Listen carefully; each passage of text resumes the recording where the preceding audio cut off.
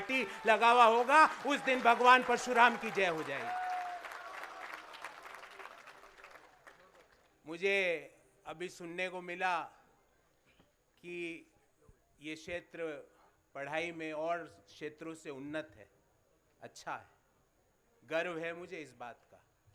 पर उन्नत होने से काम नहीं चल रहा है, क्योंकि हमें सिर्फ अपने बच्चों को सिर्फ मास्टर नहीं बनाना है, हमें हमारे बच्चों को कलेक्टर बनाना है, कंपनियों में सीईओ बनाना है, हमें हमारे बच्चों को देश का प्रतिनिधित्व करने वाला बच्चा बनाना है। हम क्यों ऐसा सोचें? और एक बड़ी रॉन्ग फीलिंग है।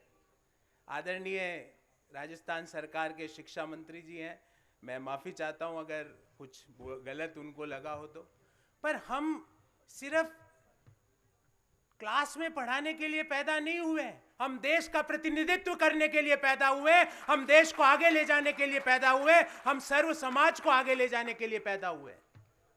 और वो कैसे होगा? वो ऐसे ही नहीं होगा कि आप लोग आए और हम सब दोनों मुट्ठी बंद करके बोले नहीं, उससे नहीं होगा, नहीं होगा।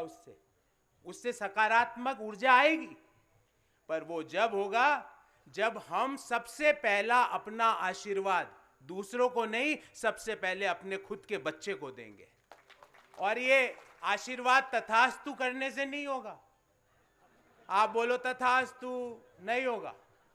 उसके लिए आपको मुझे अपने बच्चों के साथ उतनी ही मेहनत करनी पड़ेगी जितनी वो कर रहे हैं, जब ही हम भगवान परशुराम की जय बोलने के हकदार हैं, वरना बोले जाए।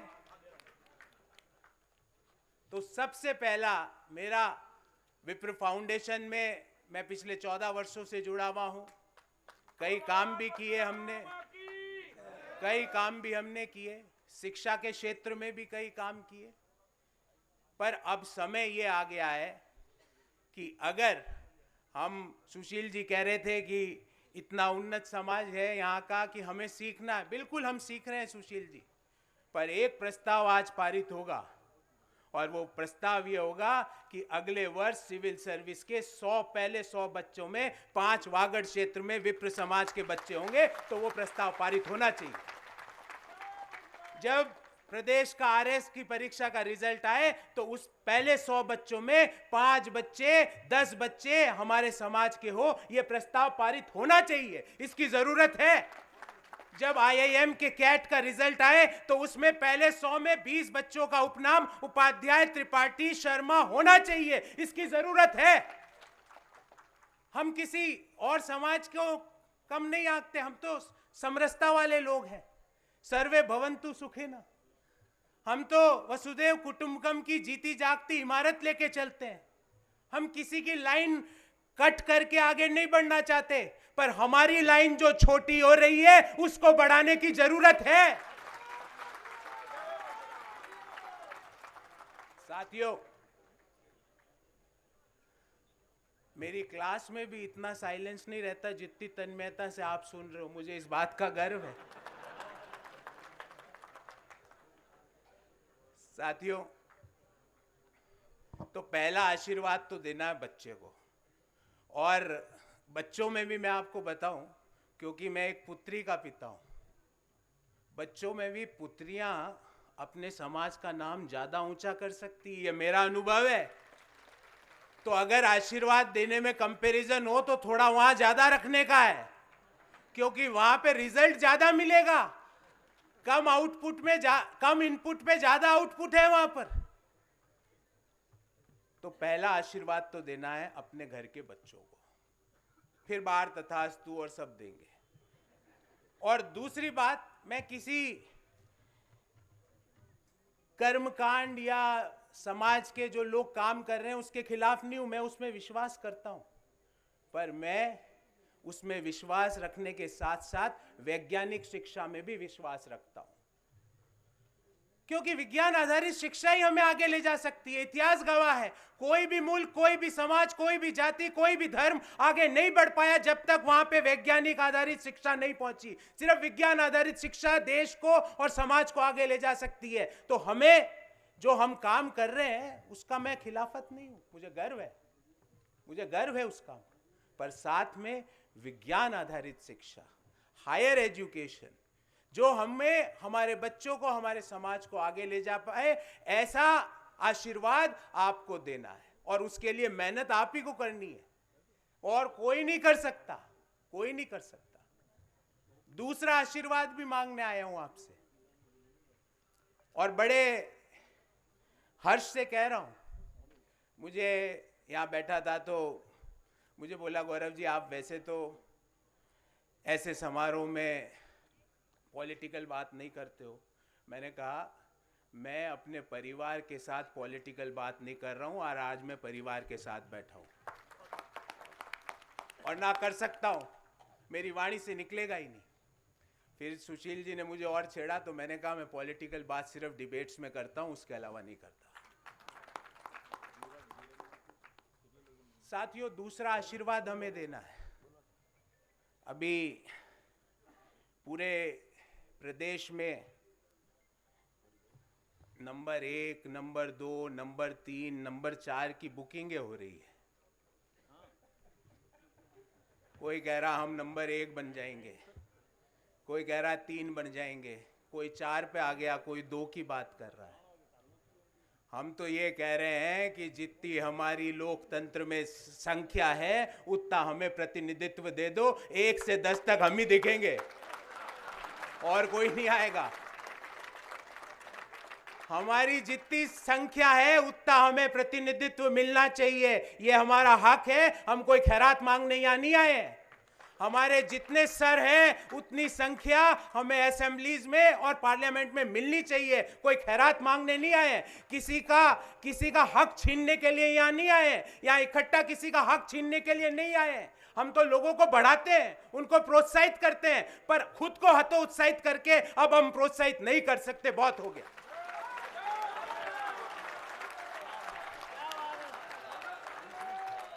इसलिए दूसरा आपसे आशीर्वाद मांगने आया हूं। पहला आशीर्वाद बच्चे को, बच्चे से ज्यादा बच्ची को। दूसरा आशीर्वाद, जो भी जनप्रतिनिधि अपने समाज का हो उसको पूरी ताकत से उसको इतना शक्तिशाली बनाओ कि जब वो दहाड़े तो देश, जयपुर, दिल्ली तक गूंजता रहे। ऐसी ताकत उन लोगों को दीजिए। तो ये दूसरा आशीर्वाद उनको देना है, क्योंकि अगेन पहले तो हमारे बच्चे सरकारी नौकरियों में डीएम बन जाएंगे, एसडीएम बनेंगे, कंपनियों के सीईओ बनेंगे, और उसके बाद यदि हमें हमारी लोकतंत्र की व्यवस्था के अनुसार संख्या बल के अनुपात में हमें हमारा रिप्रेजेंटेशन मिला, तो सुशील जी 1, 2, 3, 4, 5, 6, 7, 8, 9, 10 किसी को गिनने की जरूरत हम नहीं रखेंगे। ये मेरा आपसे वादा है। दूसरा और तीसरी एक छोटी बात और कहूंगा। क्यों ऐसा होता है, क्यों ऐसा होता है कि देश के टॉप यूनिवर्सिटी में हमारे खिलाफ के नारे लिख दिए जाते हैं और हम खामोश रह जाते हैं? क्यों हुआ ऐसा? क्यों हुआ ऐसा? हम ये नहीं कह रहे कि दूसरों के खिलाफ लिखो, ना ब्राह्मण लिख सकता है। परशुराम की संतान सिर्फ खुद आगे बढ़ता है, कोई पीछे छूट जाता है तो उसको खींच लेता है। पर अब समय यह नहीं है कि हम लोगों को आगे करें और खुद पीछे रह जाएं, वो समय नहीं है। 60,000 से ज्यादा यहां पर मेरे भाई, माताएं, बहनें बैठी है। क्या हम एक स्वर से ये नहीं कह सकते कि अब हमारे विरोध का नारा हम स्वीकार नहीं करेंगे, नहीं करेंगे, नहीं करेंगे? सुन लो कान खोल के।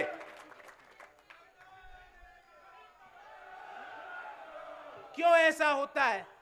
क्यों ऐसा होता है कि सार्वजनिक मंचों से कह दिया जाता है कि हम लोगों को जातियों में बांटते हैं? अरे हमारे तो खून में समरसता है। हमारे पास अगर एक रोटी होती है तो हम पहले दूसरों की मदद करने की चेष्टा करते हैं, क्योंकि ये भगवान परशुराम जी का खून है। हमारे तो खून में त्याग है, हमारे तो हड्डियों में त्याग है, गाय हमारी हड्डियां चाट जाती है, पर हम उस त्याग में अपनी अपनी भक्ति में इतने लीन होते हैं कि आंखें नहीं खोलते हैं। हमारा तो वो इतिहास है। तो क्यों हमें ऐसा कह दिया जाता है और क्यों कोई नहीं बोलता? सुशील जी, इसकी भी प्रस्ताव होना चाहिए कि विप्र फाउंडेशन ब्राह्मणों के विरोध में, विप्रों के विरोध में एक शब्द भी स्वीकार नहीं करेगा, भले ही वो कितना भी बड़ा आदमी बोल दे।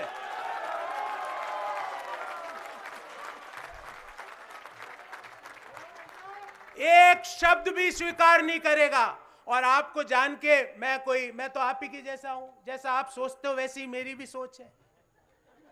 मैं कोई अद्भुत चमत्कारिक आदमी नहीं हूं, ना जादू आता है मुझे। मैं तो आप ही के जैसा हूं। पर सुशील जी, जब ब्राह्मणों के विरोध में लिखा गया देश के शीर्ष संस्था में, तो आपका भाई ने सबसे पहले स्टेटमेंट दिया कि मैं इसका खंडन करता हूं। ये हिम्मत कैसे हो गई? हम किसी का विरोध नहीं करेंगे, हम किसी का विरोध नहीं करेंगे, पर हम किसी के सामने अपनी इंसल्ट भी नहीं करवाएंगे, हम किसी के सामने अपना अपमान नहीं कराएंगे। और यह प्रस्ताव पारित होना चाहिए, यह प्रस्ताव पारित होना चाहिए। हम प्रतिज्ञा करते हैं कि हम किसी के अपमान नहीं करेंगे, और हम कर ही नहीं सकते। हमारा तो अपब्रिंगिंग ही वैसी नहीं है, हमारे तो खून में ही वैसा नहीं है। पर अगर कोई हमारा अपमान करेगा तो भले ही कितना भी बड़ा आदमी हो, हम उसका मुंह तोड़ विरोध करेंगे, मुंह तोड़ विरोध करेंगे। यह प्रस्ताव पारित होना चाहिए सुशील जी।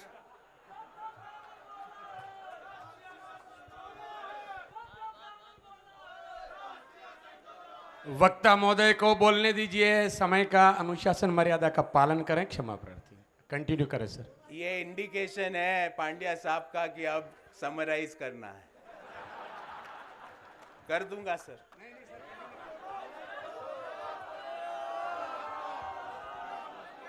आप तो कंटिन्यूस करें, मुख्य वक्ता हैं। पर पांड्या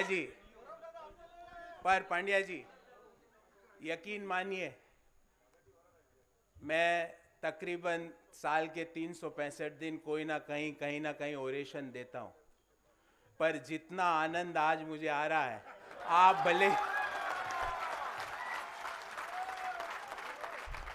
आप मुझे रोकने की कोशिश भी करोगे तो ये विप्र रुकने वाला नहीं है।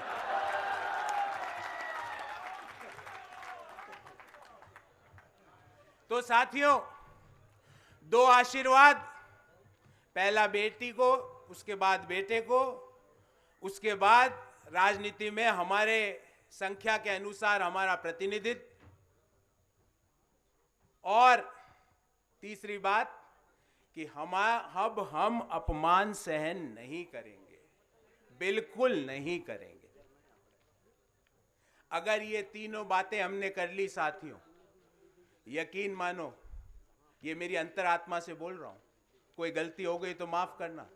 यकीन मानो भगवान परशुराम बिना उनकी जय जयकारा के हमें अपना आशीर्वाद ऊपर से जरूर देंगे।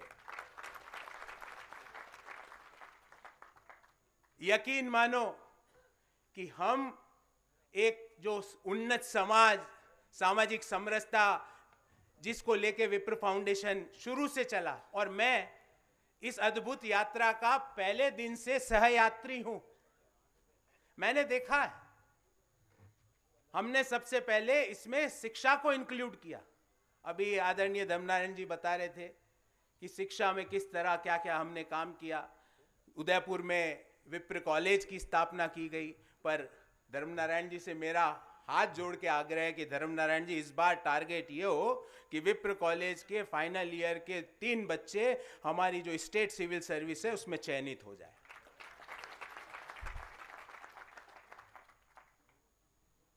तो हमने शिक्षा में शुरू से काम किया। और एक बात और जो कई बार हम नहीं बता पाते हैं, वो आज बताऊंगा। विप्र कल्याण बोर्ड की स्थापना हुई राजस्थान में राजस्थान सरकार ने की, बहुत हम उसका समर्थन करते हैं, हमें गर्व है उस चीज का।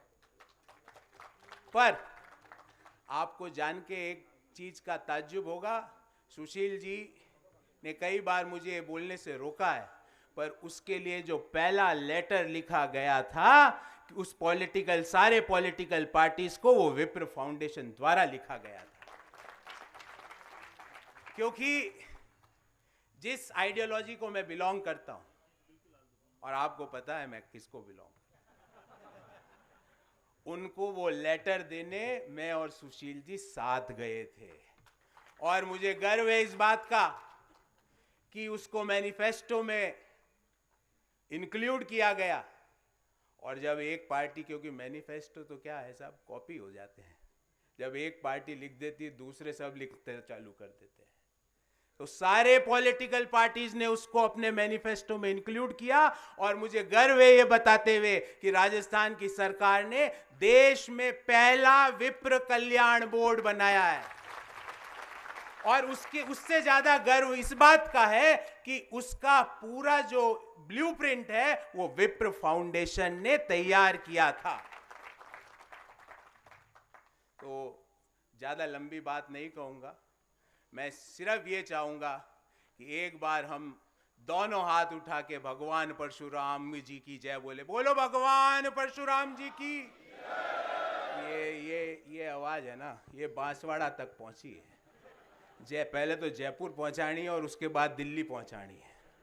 बोलो भगवान परशुराम जी की जय। बोलो भगवान परशुराम जी की। बहुत बहुत धन्यवाद। जय हिंद। बहुत बहुत धन्यवाद, आभार विप्र फाउंडेशन के गौरव, जिन्होंने बहुत ही ओजस्वी वक्तव्य प्रदान किया। अब मैं आमंत्रित करना चाहूँगा बांसवाड़ा डूंगरपुर संसदीय क्षेत्र के लोकप्रिय सांसद महोदय परम सम्माननीय कनकमल जी कटारा साहब, उनके लिए जोरदार ताली बजा करके स्वागत अभिनंदन करें।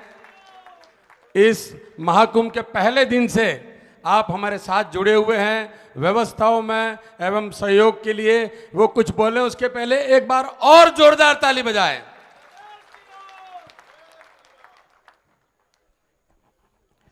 भारत माता की, सनातन धर्म की, भगवान परशुराम की। मुझे बड़ी खुशी है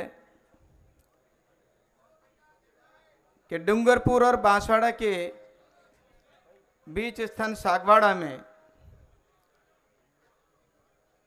यहाँ कई धार्मिक पवित्र स्थान हैं, चाहे बेणेश्वर धाम हो, माँ त्रिपुरा सुंदरी हो, गलियाकोट में शीतला माता मंदिर हो, क्षेत्रपाल जी भगवान हो, अनेक पवित्र स्थान हैं। उन पवित्र स्थान पर और अच्छा पवित्र करने के लिए आप सब ब्राह्मण देव यहाँ पर पधारे हैं। इसके लिए दोनों ही जिलों की ओर से मैं अपने संसदीय क्षेत्र की ओर से बहुत बहुत स्वागत और अभिनंदन करता हूँ। हमारे बीच में उपस्थित मुख्य के अतिथि के रूप में, जिनके साथ में मैं मंत्री था, उस समय आप प्रतिपक्ष के नेता थे, आदरणीय BD कल्ला साहब, और आज शिक्षा मंत्री हैं। मैं बहुत बहुत स्वागत करता हूं आपका भी इस एक सम्मेलन में पधारने पर।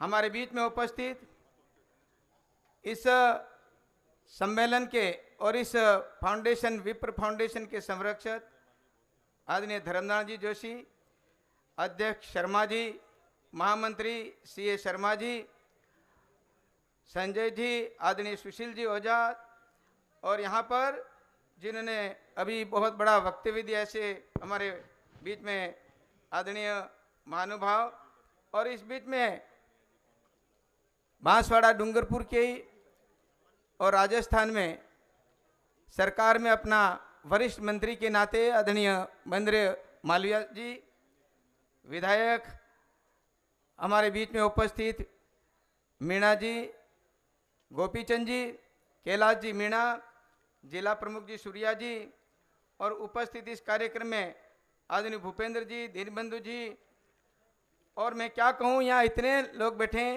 और संतों का आशीर्वाद हमारे बीच में है। ऐसे हमारे बीच में सभी संत महानुभाव और विप्र फाउंडेशन के यहाँ दोनों जिले के अध्यक्ष जी और सभी पदाधिकारी और राष्ट्रीय स्तर के सभी नेतागण यहाँ पर विराजमान हैं। मैं आप सबका बहुत बहुत धन्यवाद ज्ञापित करता हूँ। और जो भी वक्तव्य यहाँ पर दिए गए हैं, निश्चित रूप से इस आवश्यकता को, जैसा कि मैं चाहता हूँ, हम जगे हैं लेकिन थोड़ा लेट जगे हैं और पर समय पर जगे हैं। ये जगना चाहिए था समय से पूर्व। अब वो समय आता तभी सब बात होती है। आपने अपने मुखारविंद से सब बातें कही हैं और उसका मैं ज़्यादा विवेचन, जब विद्वत जन जहाँ बैठे हों, अपनी विद्वत्ता ज़्यादा प्रस्तुत करना मैं उचित नहीं समझता। और इसीलिए जिस प्रकार की स्थिति आज दिख रही है उसमें सभी ने अपना वक्तव्य दिया और सभी समाज अपने अपने समाज का विकास में बहुत ही उत्साहित हैं और लालायित भी हैं कि हमारे समाज का प्रतिनिधित्व और अच्छा हो हर क्षेत्र में, चाहे सिविल सर्विस में जो हो, चाहे आर्मी हो, सभी क्षेत्र में हमारा विकास हो। ये सब समाज अपने अपने क्षेत्र में सोचते हैं। और इसलिए मेरा निवेदन था कि मुझे कई समाजों में क्रिकेट प्रतियोगिता में बुलाया। मैं कई बार कह भी चुका हूँ कि क्रिकेट पर हमारे समाज का कार्यक्रम में साहब पधारें। हमारे कार्यक्रम का चाहे वो पाटीदार समाज हो, आदिवासी समाज, ब्राह्मण समाज हो, राजपूत समाज हो, तमाम समाजों में मैं गया हूँ और उन्होंने एक ही बात कि मेरे समाज की क्रिकेट प्रतियोगिता हो रही है, इसके अंदर आपको पधारना है। सभी समाज अपने अपने समाज का सोच करके केवल यहीं तक नहीं रहे। आज देश के प्रधानमंत्री देश को एक होकर सर्व समाज, सबका साथ सबका विकास और सबको साथ लेकर चलने की, और ये सप्तऋषि मंडल के रूप में पीएम गति शक्ति के आधार पर सभी लोगों को आगे बढ़ाना चाहते हैं। वो उनके सब कार्यक्रम अपन निश्चित रूप से देख रहे हैं। और इसी बीच मैं निवेदन करना चाहता हूं कि त्रिवेदी मेवाड़ा ब्राह्मण समाज बांसवाड़ा के क्रिकेट खेलकूद प्रतियोगी ने जिनेंद्र भाई बैठे हुए हैं और उसी बीच में मैंने कहा था, बुलाया जरूर है, लेकिन मैं आज घोषणा करता हूं कि सर्व समाज की क्रिकेट प्रतियोगिता सागवाड़ा में होनी चाहिए। और उसको हमने पिछले समय 17 तारीख से 21 तारीख तक बीच में उसको किया। 57-51 मंडल थे, इसके अंदर 64 यानी 1,500 सभी वर्गों के लोगों ने अलग अलग टीम बना करके यहाँ पर आए, खेला। बहुत आनंद आया, उसका मैसेज बहुत ऊपर तक भी गया। और इसलिए मैं निवेदन करना चाहता हूं कि हम समाज के लिए हैं एक, लेकिन हम देश के लिए भी एक हैं। इसलिए सब मिल करके हम देश के साथ में खड़े हैं, इस प्रकार का निश्चित रूप से अपने मन में भी होना चाहिए। और इसलिए सर्व समाज, जब मैं निवेदन करूंगा तो आप कह लेंगे देश के लिए एक हैं। सर्व समाज, सर्व समाज, यह मंत्र साबित हो जाएगा। और मेरा निवेदन इतना है, क्योंकि समय कम है इसलिए मैं ज्यादा अपना वक्तव्य नहीं देना चाहता। और मैं सभी वर्गों के बीच में जाता हूं और मेरा अच्छा संबंध है, जिसमें ब्राह्मण देव को मैं बुलाता हूं। और जब जब भी सर्व समाज की बात करते थे सभी लोग ब्राह्मण देव को सबसे पहले बुलाते हैं। आज मेरे कल मुहूर्त है, 8 रोज बाद फिर मुहूर्त है, ऐसे दूसरों को भी है, बुलाते हैं। ब्राह्मण समाज के व्यक्ति को ही आदर पूर्वक सम्मान पूर्वक बुला करके कहते हैं। तो सबसे पहले पूजा होती है और इसमें हमको क्या मंगवाते हैं? पूजन पाठ की सामग्री। पूजन पाठ की सामग्री मंगवा करके इसमें एक दूब का एक तार है, वो भी अपन मंगवाते हैं। तो प्रकृति भी बीच में आ गई, सभी आ गए। और सबसे पहले हमको देवी देवताओं को याद करने के लिए कहते हैं। उसके बाद में हम दीपक यानी भगवान अग्निदेव को याद करते हैं। ऐसे ऐसे सभी देवों को आमंत्रित करते हैं। फिर गणपति का पूजन करके इसके बाद में ब्राह्मण देव आशीर्वाद भी देते हैं कि जा फलो फूलो और आगे और आपका बड़ा अच्छा होगा। यह आशीर्वाद देने वाला यही समाज है। और इस समाज के अंदर जिस प्रकार की स्थिति है आज हम देखते हैं, लेकिन कभी कभी कई बात आती है तो हम ये समझ में नहीं आता कि 10 वर्षों के बीच के अंदर जिस प्रकार का ये समाजों में जिस प्रकार का उथल पुथल हो रहा है, ये सत्य बात करने की आवश्यकता इसलिए है कि हम देश के लिए एक हैं, ये बात जरूर है। लेकिन ये बात इसलिए दिखती है कि हम कहीं हमारे बातचीत, व्यवहार और हमारे कहीं न कहीं ऐसी स्थिति में कहीं न कहीं इस प्रकार का भाव प्रकट हो जाता है किसी भी इस प्रकार की समाज के अंदर, और वो किसी को अलग अलग दिखता है और बिखेरने का काम और फिर संगठित होने का काम अपने अपने समाज करने लगते हैं, तो आखिर में सब ये स्थिति बनेगी क्या, और उसके अंदर तकरार की स्थिति पैदा होती है। और इसीलिए कभी कभी समाज में स्थिति होती है ना, तब समाज उठता झकता है कि नहीं, मुझे भी संगठित होना पड़ेगा। और आज मैंने भूपेंद्र भाई को कहा था, कल भी आया था, पहले भी आया हूँ, आप बेकार की बात करते हो। कल्ला साहब, मैंने कहा था कि आप 10,000 भी नहीं कर पाओगे, 15,000 भी नहीं कर पाओगे संख्या। मैंने जानबूझ के कहा था, ये व्यवस्था अच्छी थी, अच्छा होने वाला है, लेकिन अब 15,000 से ज्यादा मेरा चैलेंज है। बीच में मैंने बात इसलिए की ये 50,000 से भी ऊपर होगी संख्या, ये मेरे मन में था, और आज ये 50,000 60,000 से संख्या ज्यादा है, दिख रही है। ये संगठित होकर के हम कुछ निर्णय करने वाले हैं। आदरणीय वक्ता जी ने कहा है कुछ बिंदु ऐसे जिसके अंदर समाज में कुछ ऐसी हमारे प्रबुद्ध जन निकलने चाहिए, हर क्षेत्र में आगे हों।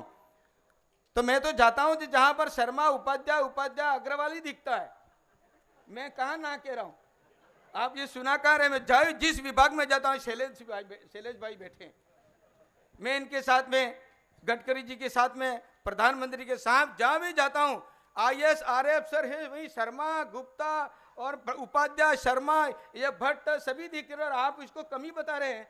तो ये तो बहुत बड़ी बात है कि और आगे उन्नति हो जाए, ये बात जरूर है। इसलिए ऐसा नहीं है कि आप अपने आप को कम मत आको, हम बहुत आगे बहुत बढ़ रहे हैं और बढ़ने वाले हैं। हमारे यहाँ पर SDM है, यहाँ पर भी RS हैं, हमारे यहाँ पर ये वनवासी कल्याण परिषद राष्ट्रीय अध्यक्ष रामचंद्र जी खराड़ी विराजमान है, ये भी SDM रहे हैं, यहाँ पर सागवाड़ा में रहे हैं, ऐसे पीछे सब बैठे हुए हैं। एक एक की बात, क्योंकि समय नहीं है इसलिए आपको सब बात सुनाई नहीं देगी, हम शब्द ही होंगे, इसलिए हर समाज में भावना बनेगी और फिर हम सब एक होएं तो इस देश के अंदर क्या है, परम वैभव निश्चित रूप से आएगा। और यही हमारी इस संगठन के माध्यम से हम दिखेगा, और लक्ष्य हमारा जो इसको पार निश्चित रूप से हम करेंगे। और इसलिए मैं कहना चाहता हूं, अब राजनीति की बात जबरदस्ती करके उछाल दी, अब मेरे को कुछ कहना तो पड़ेगा ही। मालवीय जी बैठे हैं, कल्ला साहब बैठे हैं, कहने वाले तो कहाँ चले गए क्या मालूम कि हैं, एक भाई है। लेकिन मेरा ये निवेदन है, विकास हम चाहते हैं, और विकास के पूरा तो हम हैं, इसको चैलेंज नहीं कर सकता कोई भी। आप उठा करके देख लेना इस बात के लिए कि कहीं पर भी ऐसी स्थिति है, विरोध कहीं नहीं है, विरोध नहीं माने। लेकिन इतना जरूर कहूंगा कि मैं राजस्थान में 19 जिले हुए हैं, और 19 जिले में हमारे यहाँ सलोम और बांसवाड़ा संभाग बना, इसके लिए तो आपको बहुत बहुत स्वागत, अभिनंदन, ये बहुत अनुकरणीय काम किया है। अब लेकिन बेणेश्वर धाम को और यहाँ का वागड़ और मेवाड़ की संस्कृति हमारी, ये जो थोड़ी इधर उधर हो रही है ना, उसमें बहुत अंतर आएगा और बड़ी परेशानी होगी। तो क्यों नहीं सागवाड़ा जिला बनाते थे आप, तो सागवाड़ा जिला बनना चाहिए। हमारा भवानी भाई सुन रहे कि संभाग मुख्यालय बांसवाड़ा, निश्चित मैं भी चाहूंगा पर केंद्र बांसवाड़ा होना चाहिए, और ये बात मांग वाजिब है। लेकिन सागवाड़ा विधानसभा हमारा गढ़िया आनंदपुरी का इधर एरिया, मालवीय जी हमारे साथ आ जाए, क्या दिक्कत है, और हम सब एक होकर के लड़ेंगे तो सागवाड़ा जिला हो जाए। क्योंकि डूंगरपुर वाले कहते हैं कि डूंगरपुर अब 20, 30 और 5-10 किलोमीटर में जिला हो रहा है, तो आपके यहाँ पर 20-25 किलोमीटर, 30 किलोमीटर पे जिला सागवाड़ा होना जो, सागवाड़ा डूंगरपुर से और बांसवाड़ा से सबसे ज्यादा अगर वो व्यवस्था है और निर्माण की और यहाँ की सुंदरता की, तो सागवाड़ा के अंदर दिखेगी। आपने द्वार नहीं देखे, जितने द्वार बड़े उसका अंदर भी है बहुत कुछ, बहुत है। और इसलिए बांसवाड़ा में सोने की खाने भी हैं, मैंने कहा है कई जगह, भीलवाड़ा और सब जगह सोने की खाने हैं, और उसको लेने के लिए सरकार प्रयत्नरत है। इसको क्या करना चाहिए, हमारा डेवलपमेंट बहुत होगा। लेकिन मेरा एक और निवेदन और है, दोनों ही आप प्रतिनिधि बैठे हो, रेल की बात की हमने सब तो कर ली, मैं इसलिए निवेदन का वरिष्ठ हो दोनों, अब ये नहीं कहूंगा तो फिर दिक्कत हो जाएगी। रेल की लिए हमने 1994 से आवाज लगाना शुरू कर दिया था, आप सब थे इसके साथ में। अब कहते हमारी 2-4 ट्रेनें और मिल गया सरवा वगैरह, तो इतना शानदार, जो आदमी वहाँ अहमदाबाद में 1000, 1500 और 2000, 3000 मौके पर, उत्सवों पर अहमदाबाद से आता था, अब वो 75 रुपये में सीधा यहाँ आ जाता है। इससे ज्यादा और क्या बड़ी बात हो सकती है। देश के किसी कोने से बांसवाड़ा जुड़ा हुआ नहीं है। रतलाम से लेकर के अहमदाबाद वाया डूंगरपुर बांसवाड़ा इसकी मांग है और राजस्थान सरकार को 2,500 करोड़ रुपए ही जमा करें। मैं आपसे करबद्ध प्रार्थना है, अगर सब काम हो जाएंगे, कल्ला साहब मैं आपके साथ में मंत्री भी रहा हूं, मैं माननीय अशोक जी गहलोत साहब को भी कहा है कि 2,500 करोड़ कोई मामूली बात है और 2,500 करोड़ रुपया जमा करा दो तो एग्रीमेंट के तहत हमारा रतलाम से अहमदाबाद वाया डूंगरपुर बांसवाड़ा रेल चल जाए तो यहाँ उद्योगपति आने के लिए तैयार हैं, बड़े बड़े मिल मालिक आने वाले हैं और हम सबकी इतनी उन्नति हो जाएगी तो फिर आपको ये सिविल सर्विस में भी जाने की बात नहीं करोगे, उद्योगपति बनोगे, पता नहीं कहाँ कहाँ करोगे और सिविल में जाने वाले भी जाएंगे। ये बहुत बड़ी बात होगी, इसलिए इसके लिए आप कृपा करेंगे तो ये 2,500 करोड़ रुपया इसी सत्र में, बजट सत्र में अलग से आप प्रस्तावित करके भी आप करें तो अब आपके बहुत भारी शिक्षित का भारी आभारी रहेंगे, वरना तो हम कर ही देंगे बाद में। आप आपको करना है तो आप कर दो तो वाहवाही निश्चित रूप से है।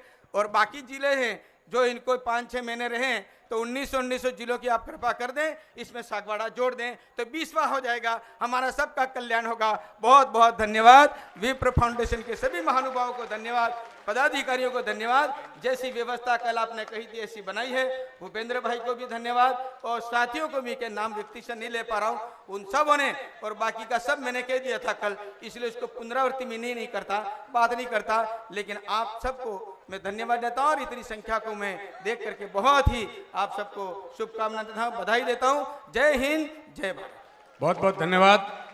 अब मैं आमंत्रित करना चाहूँगा राजस्थान प्रांत के कैबिनेट मंत्री महेंद्रजीत सिंह जी मालविया साहब, जो सदैव सर्व समाज को साथ लेकर चाहे बेणेश्वर धाम का काम हो, चाहे मानगढ़ धाम का काम हो, चाहे रमेश भाई ओझा जी की कथा करानी हो, चाहे 1008 कुंडी विष्णु याग कराना हो, सबसे अग्रसर रहते हैं। ऐसे मालवीय साहब के लिए जोरदार ताली बजाएं।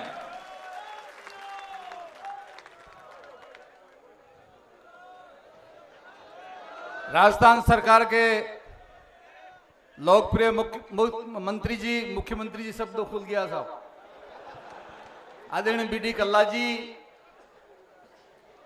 विप्र फाउंडेशन के राष्ट्रीय अध्यक्ष आदरणीय राधेश्याम शर्मा जी, गुरुजी, हमारे लोकप्रिय सांसद और मेरे भाई कनकमल कटारा जी, आदरणीय सुशील शर्मा जी, अभी बहुत जोरदार तरीके से अपनी बात कह गए और हंसा के लोटपोट कर गए। आदरणीय गौरव वल्लभ हमारे AICC के वक्ता हैं, भाई धर्मनारायण जोशी जी हमारे विधायक साथी हैं, आदरणीय कैलाश जी, पूर्व मंत्री भाई भवानी भाई, शैलेश जी शर्मा जो इस वागड़ के माटी के सपूत, यहाँ पर विराजमान रघुवीर दास जी गुरुजी, अन्य मंच पर बैठे हुए गुरुजी, भाई पंड्या जी, जिनेन्द्र त्रिवेदी जी, नरेंद्र खोडनिया जी, दिनेश जी खोडनिया जी, के शर्मा जी और भूपेंद्र पंड्या जी, बहुत आज ये वागड़ की धरती आप सबकी उपस्थिति और मेहमानी की उपस्थिति में गौरवमय होगी और हम सबको बहुत आनंद का अनुभव हो गया। अभी आदरणीय हमारे गौरव वल्लभ जी ने कोई IAS बने, कोई IPS बने, कोई डॉक्टर बने, कोई इंजीनियर बने, कोई साइंटिस्ट बने, इस प्रकार का एक मंत्र दिया।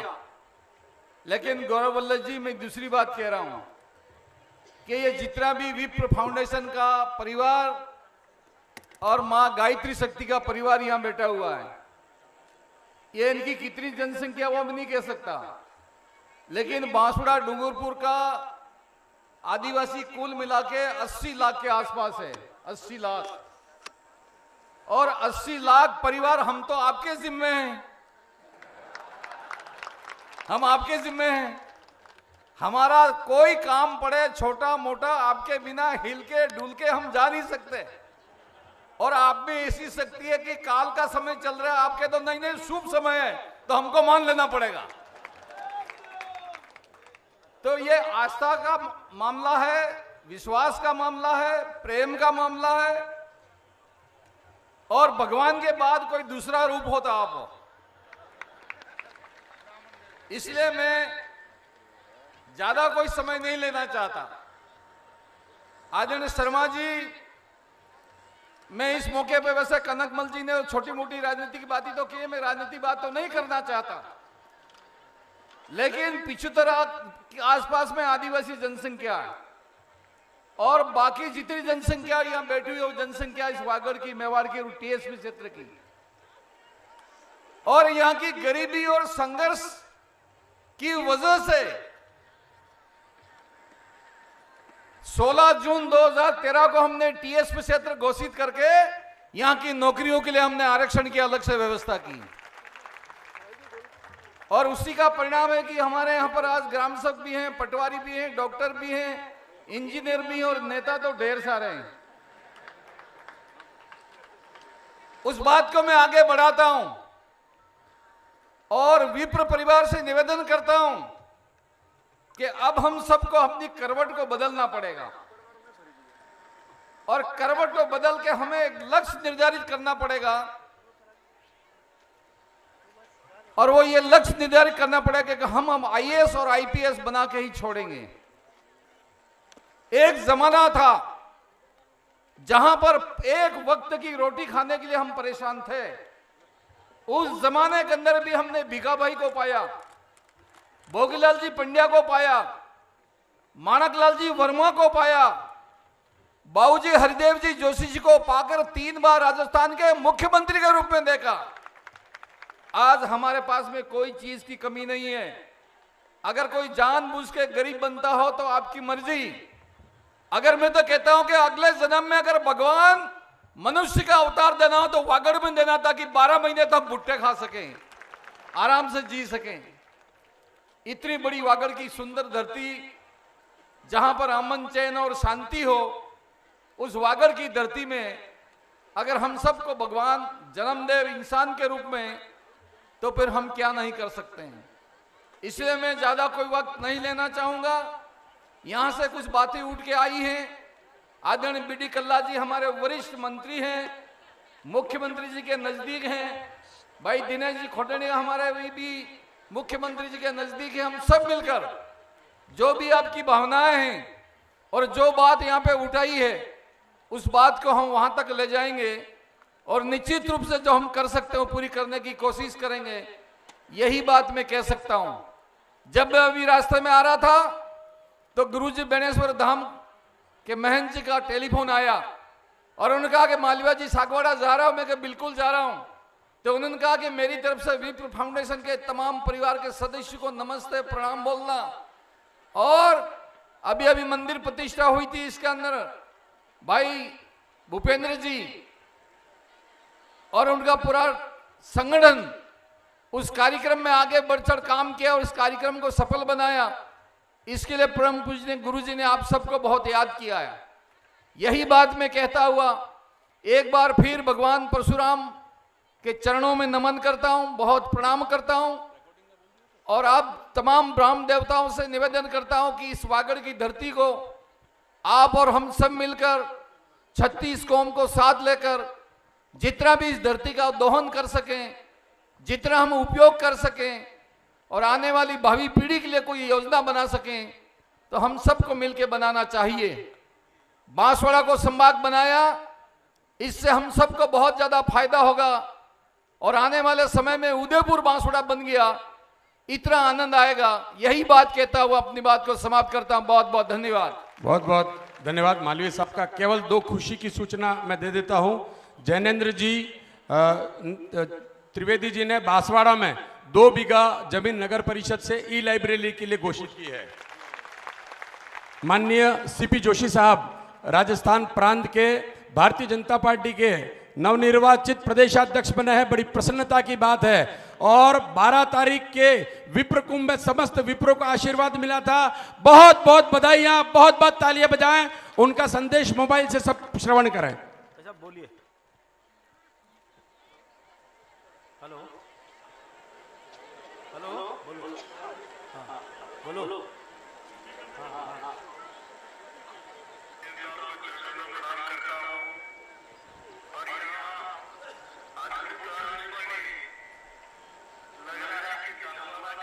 पर एक महाकुंभ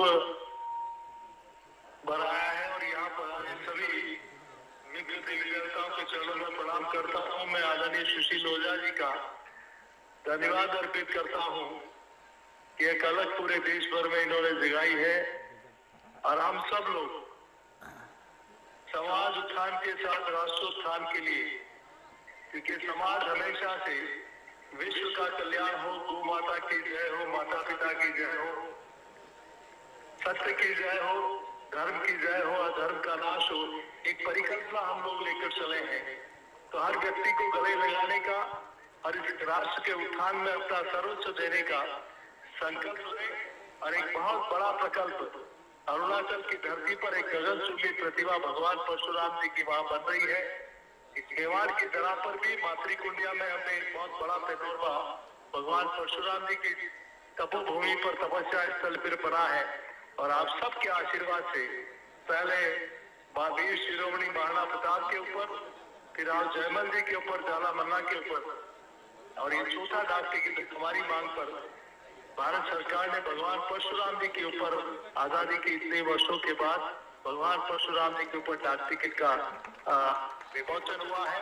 यहाँ पधारे सभी लोगों का मेरा सौभाग्य नहीं है कि आपके सबके दर्शन करने का मैं आपसे आपके चरणों में क्षमा भी चाहता हूँ, लेकिन इतने अविस्मरणीय आयोजित कार्यक्रम में सबको मैं प्रणाम करते हुए आप सबका आशीर्वाद बना रहे और मैं आप सबके लिए बहुत निविघ्न हमारे फाउंडेशन के सभी पदाधिकारियों का धन्यवाद देता हूँ। पंचायत सभी को मैं प्रणाम करता हूँ और मैं नहीं आ पाया उसके लिए मैं क्षमा याचना करते हुए ईश्वर से प्रार्थना करता हूँ कि हम सब समाज के उत्थान के साथ राष्ट्र के उत्थान के लिए एक समर्पण भावना से काम करें और ये विश्वास दिलाता हूँ आपका ये भाई, आपका ये साथी, आपका ये बेटा हमेशा आपके साथ खड़ा है। यही मैं प्रार्थना आपके चरणों में करता हूँ। बहुत बहुत धन्यवाद। धन्यवाद। अब मैं राजस्थान प्रांत के सबसे वरिष्ठ नेता डॉक्टर बी.डी. कल्ला साहब, राजस्थान प्रांत के शिक्षा मंत्री, मुख्य अतिथि के रूप में विराजमान, अत्यंत व्यस्त कार्यक्रम होने के बावजूद भी राष्ट्रीय उपाध्यक्ष श्री जितेंद्र कुमार जी गुड़गांव से अपनी निजी उड़ान से सागवाड़ा वागड़ की धरती पर पधारे हैं। आप जोरदार कल्ला साहब का स्वागत करें। माननीय शिक्षा मंत्री महोदय का मुख्य अतिथि हैं, आप शांति से उनका उद्बोधन श्रवण करने की कृपा करें। गुरुर् ब्रह्मा गुरुर्विष्णु गुरुर्देवो महेश्वरा गुरु साक्षात परब्रह्मा तस्मै श्री गुरुवे नमः। मैं सबसे पहले विप्र फाउंडेशन के राष्ट्रीय अध्यक्ष राधेश्याम शर्मा जी, सुशील ओझा जी, जितेंद्र जी भारद्वाज, गौरव वल्लभ जी, धर्मनारायण जी जोशी, हमारे साथी महेंद्रजीत सिंह जी मालवी, ताराचंद जी भगोरा साहब, हमारे बीच में विराजे हुए सभी समस्त धर्मगुरु कैलाश जी, भवानी जी जोशी, शैलेश शर्मा, संतगण रघुवीर दास जी, रमेश जी पंड्या, जैनेन्द्र जी, नरेंद्र जी, के शर्मा जी और मंच पर विराजे हुए सभी महानुभावों और मेरे सामने राधेश्याम जी रंगा साहब और उपस्थित सभी भाइयों बहनों, नौजवान साथियों और पत्रकार बंधुओं। मेरे से किसी पत्रकार ने पूछा ब्राह्मण कौन है। मैंने कहा जो परोपकारी है और जिसमें अहंकार नहीं है और जो पराई पीड़ा में पड़ने वाला है उसका नाम ब्राह्मण है।